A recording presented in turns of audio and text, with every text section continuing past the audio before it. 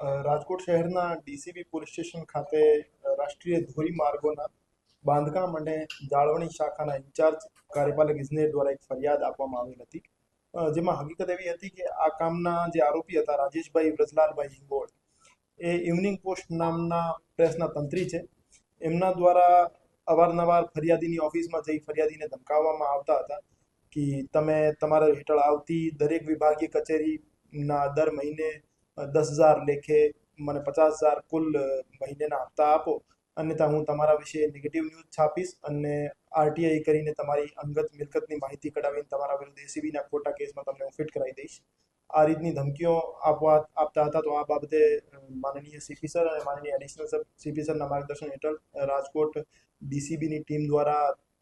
બીએનએસની કલમ 308(6) અને બીએનએસની કલમ 221 મુજબ એક ગુનો દાખલ કરી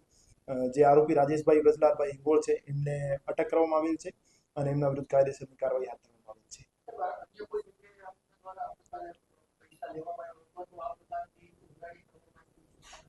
આરોપી દ્વારા ફરિયાદીને અવારનવાર કહેવામાં આવતું હતું કે તમારાથી પહેલા પણ જે સાહેબ હતા એ સાહેબો દ્વારા મને આ રીતે પૈસા આપવામાં આવતા હતા, પણ અમે વેરીફાઈ ઇન્વેસ્ટિગેશન દરમિયાન કરીશું કે ભાઈ આ રીતે કેટલા માણસોને બ્લેકમેલ કરે છે.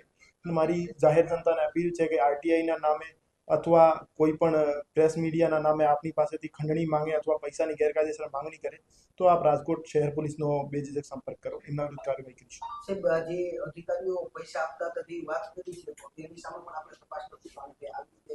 આ આરોપી દ્વારા કહેવામાં આવ્યું છે કે મને પૈસા મળતા હતા. ખરેખર મળતા હતા કે કેમ, આ બાબતે અમે તપાસ કરીશું. બધું કોઈ ડિપાર્ટમેન્ટ દ્વારા બહુમાળી વિભાગ અન્ય વિભાગ દ્વારા હજુ સુધી અમને એક જ ડિપાર્ટમેન્ટ દ્વારા ફરિયાદ મળી છે અને ભવિષ્યમાં આ નામના આરોપી દ્વારા કોઈ પણ માણસથી પૈસાની ઉઘરાણી કરવામાં આવેલ હોય તો અમારો સંપર્ક